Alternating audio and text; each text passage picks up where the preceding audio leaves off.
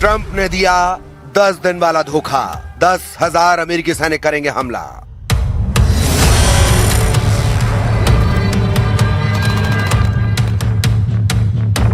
महीने भर के ईरान युद्ध ने सब कुछ तबाह कर डाला है। दुनिया भर में तेल का कोहराम मचा हुआ है और इधर ईरान किसी भी कीमत पर हार मानने को तैयार नहीं है। हम आपको दिखाने जा रहे हैं कि अचानक ट्रंप ने 10 दिन तक ईरान पर हमला करने का फैसला क्यों लिया है। क्या ईरान से गुप्त मीटिंग के बाद ट्रंप को पता चल गया है कि ईरान को हराना नामुमकिन है। साथ ही ये भी जान लीजिए कि क्यों इजराइल लगभग महीने भर की जंग के बाद ये कहने को मजबूर हुआ है कि उसके पास जंग करने के लिए सैनिकों की कमी हो सकती है, और क्यों अचानक ट्रंप ईरान के तेल पर मेहरबान हो रहे हैं। क्या ट्रंप ईरान के साथ 10 दिन का ऐसा धोखा करने जा रहे हैं जिसके चलते वो ईरान के होर्मुज और खार्ग द्वीप पर कब्जा कर लेंगे।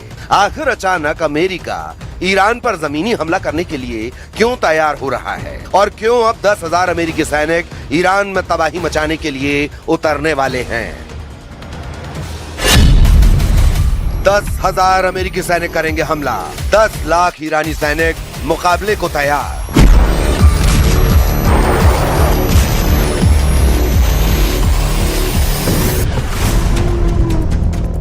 ईरान के 10,000 ठिकानों को अमेरिका तबाह कर चुका है। अमेरिका और इजराइल मिलकर 21,000 से ज्यादा बम और मिसाइलें ईरान पर दाग चुके हैं। 90% से ज्यादा ईरानी मिसाइलों के लॉन्चर तबाह करने का दावा अमेरिका कर चुका है। 85% से ज्यादा मिसाइलें ईरान की तबाह हो चुकी हैं। ईरान की एयरफोर्स और नेवी पूरी तरह से तबाह करने का दावा ट्रंप कर चुके हैं, लेकिन उसके बावजूद ईरान ने इजराइल और अमेरिकी ठिकानों पर मिसाइलों की 83वीं लहर शुरू कर दी है। पिछले 24 घंटे में इजराइल के तेल अवीव, हाइफा, सफेद, डिमोना शहर पर भीषण हमले हो चुके हैं। ईरान के इन हमलों की ताकत से साफ पता चलता है कि ईरान को हराना बेहद मुश्किल है।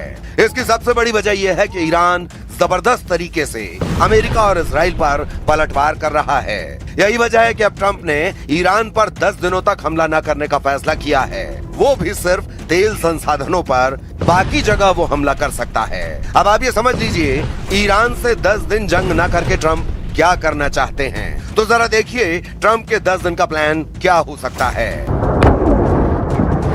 रिपोर्ट के अनुसार पेंटागन मिडिल ईस्ट में 10,000 एक्स्ट्रा सैनिकों की तैनाती कर रहा है। ये कोई सामान्य टुकड़ी नहीं है, बल्कि 82वीं एयरबॉर्न डिवीजन है, जिसमें अमेरिका की सबसे घातक रैपिड रिस्पांस टीम शामिल है। इन्हें खार्ग आइलैंड जैसे रणनीतिक ठिकानों पर कब्जा करने के लिए तैयार किया गया है। खबर है कि अमेरिका सैनिकों के साथ सैकड़ों की संख्या में बख्तरबंद गाड़ियां भेज रहा है। पैदल सेना के साथ भारी टैंकों और बख्तरबंद गाड़ियों की खेप भेजी जा रही है, जो साबित करती है कि अमेरिका केवल हवाई हमले नहीं बल्कि जमीन पर नियंत्रण की योजना बना रहा है। यानी ईरान के खार्ग द्वीप पर पूरी तरह से अमेरिका और इजराइल का कब्जा।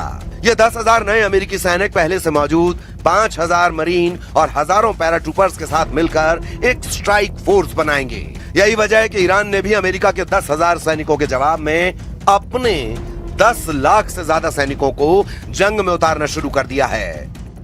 ईरानी मीडिया तंजीम के मुताबिक तेहरान ने 10 लाख से ज्यादा ग्राउंड सैनिकों को भीषण जंग के लिए तैयार कर लिया है। ईरान के इन 10 लाख लड़ाकों में ईरान की नियमित सेना, IRGC और बसीज लड़ाके शामिल हैं। इस बीच खबर है कि ईरान ने सैनिकों की भर्ती की उम्र घटाकर 12 साल तक कर दी है, जो साबित करता है कि ईरान एक लंबी और भीषण गुरिल्लावार या कहें छद्म युद्ध के लिए तैयार हो चुका है। ईरान का मानना है कि यदि अमेरिका जमीनी हमला करता है तो वे अपने 10 लाख से ज्यादा सैनिकों के साथ अमेरिकी सेना को शहरों में उलझा देंगे। वॉल स्ट्रीट जर्नल की रिपोर्ट के अनुसार रक्षा विभाग के अधिकारियों ने बताया कि इस फोर्स में पैदल सेना और बख्तरबंद गाड़ियां शामिल हो सकती हैं।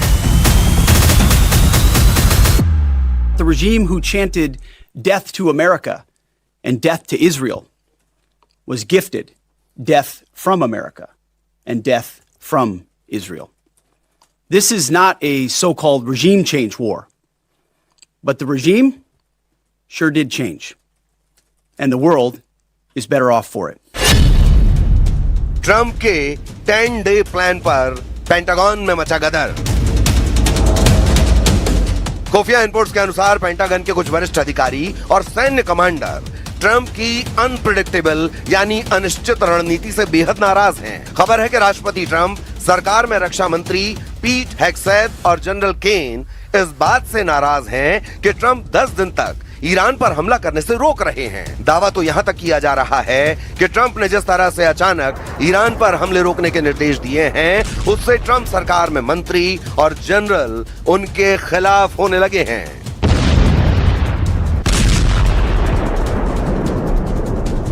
अमेरिका के वॉर एक्सपर्ट्स का दावा है कि सैन्य रणनीतिकारों को डर है कि यदि ईरान युद्ध लंबा चला तो अमेरिका के पास मिसाइल इंटरसेप्टर्स की कमी हो जाएगी, जिससे इंडो पैसिफिक क्षेत्र में उनकी पकड़ कमजोर हो सकती है। ट्रंप प्रशासन द्वारा परमाणु हथियारों के इस्तेमाल के विकल्प को खारिज न करने से सैन्य हलकों में काफी चिंता है।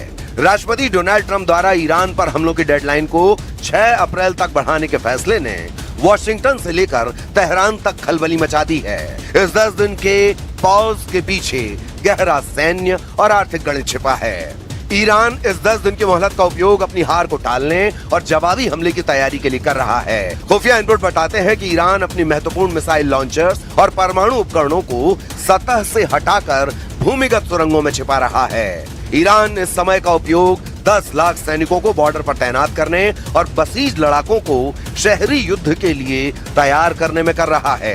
इजराइल का मानना है कि ट्रंप का ये कदम उसे अंधेरे में रखने जैसा है। इजरायली सेना को डर है कि 6 अप्रैल तक ईरान अपनी रक्षा प्रणाली को और मजबूत कर लेगा। जरा देखिए कौन क्या कह रहा है।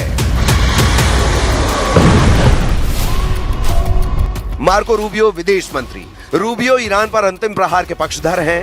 रूबियो नेटो देशों की निष्क्रियता और ट्रंप के बार बार डेडलाइन बढ़ाने से बेहद खफा हैं। जो कैंट, पूर्व काउंटर टेररिज्म डायरेक्टर, इन्होंने हाल ही में अपने पद से इस्तीफा दे दिया है। उनका आरोप है कि ट्रंप प्रशासन बिना किसी ठोस रणनीति के अमेरिका को एक और 20 साल चलने वाले युद्ध में झोंक रहा है।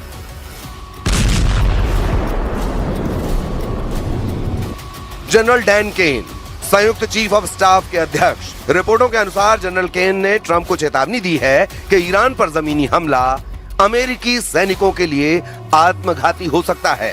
ट्रंप ने सोशल मीडिया पर उनकी आलोचना भी की है।